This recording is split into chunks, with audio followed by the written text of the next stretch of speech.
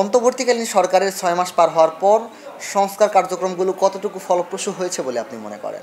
আমি একটা কথা বলি, আপনি যে এই যে রাজনৈতিক দলগুলোকে ডাকেন, আমরাও গেলাম গত 15 তারিখে, সেখানে গিয়ে দেখলাম যে আপনারা ঐক্যমতের একটা কমিশন করেছেন, মানে 6টা কমিশনের চেয়ারম্যান ছিল, প্রধান উপদেষ্টা ছিল। তো ওনারা বললেন যে আজকে আমরা তো সংস্কার বিষয়ে কথা বলবো না, আজকে আমরা একটা ইন জেনারেল একটা প্ল্যানারি সেশনের মতো বললাম।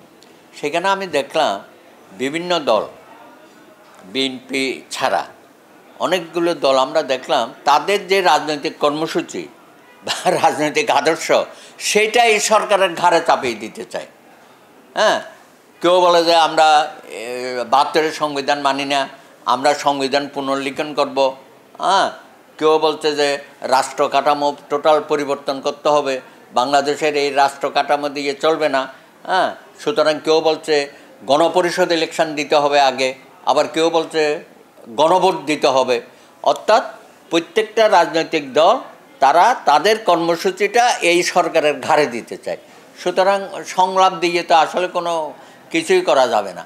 সুতরাং জনগণের নির্বাচিত প্রতিনিধিরা ম্যান্ডেট নিয়ে আগামী দিনে সংস্কার কার্যক্রমটা করবে।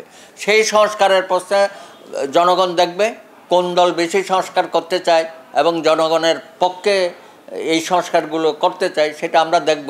আপনি অবশ্য বলেছেন উপদেষ্টা যে আমরা কতগুলো প্রস্তাব আপনাদের সামনে দেব, আপনারা কোনটা আমাদের সাথে একমত হইলেন সেটা বলবেন, আর একমত না হলে কেন হচ্ছেন না সেটাও বলবেন। অবশ্যই সেটা নিয়ে এত বেশি আলোচনা তো আমাদেরকে দিয়ে দেন, প্রশ্নপত্র দিয়ে দেন।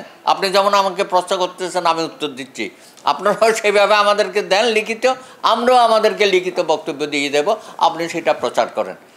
এটা আমাদের জন্য ভালো, তাহলে জনগণ বুঝুক যে আমরা কোন কোন বিষয়ে জনবান্ধব কর্মসূচি আমরা চাই, তাহলে জনগণের ভোট দিতে সুবিধা হবে। আশা করি ওইটুকুটাই করেন, এর বেশি কিছু করতে যাইয়েন না, নিজের ঘাড়ে সব কিছু নিয়েন না, আপনি পারবেনও না, শেষে একটা অসম্মানজনক অবস্থার মধ্যে আপনিও পড়বেন, জাতিকেও তার যে একটা উজ্জ্বল সম্ভাবনা সৃষ্টি হয়েছে সেটাকে যেন আপনি নষ্ট না করেন। মালয়েশিয়ান প্রযুক্তিতে তৈরি অত্যাধুনিক cleaning machine modern vacuum cleaner যে কোনো ধরনের ধুলো ময়লাকে পরিষ্কার করে ঘরকে করে তুলুন চকচকে ও আকর্ষণীয়। Modem, brand of luxury. আগামী জাতীয় সংসদ নির্বাচন নিয়ে আপনাদের প্রস্তুতি কেমন? না, প্রস্তুতি তো সকল দলেই করছে মোটামুটি। আরে আমাদের আপনি জামাতে ইসলামী দেখেন না, তারা নাকি 100 থেকে 200 আসনে ক্যান্ডিডেট দিয়ে দিচ্ছে। এমনি মুখে বলতেছে স্থানীয় সরকার নির্বাচন, আর তলে তলে তো এগুলো শুরু করেছে। আবার ওই যে ছাত্ররা যে রাজনৈতিক দল করবে তারাও তো কোথায় কী প্রার্থী হবে তাদেরও প্রস্তুতি। তো আমরা যারা পুরানো রাজনৈতিক দল আছে আমাদের তো স্বাভাবিকভাবে আমরা জানি কোথায় কে নির্বাচন করবে, কিভাবে করবে, সেটাও তো আমাদের প্রস্তুতি সবারই আছে। শুধু আপনি টাইম ফ্রেমটা দিয়ে দেন, অক্টোবর নভেম্বরে আপনি শিডিউল দিয়ে দেন, হ্যাঁ, যার যার দল প্রার্থী দেবে।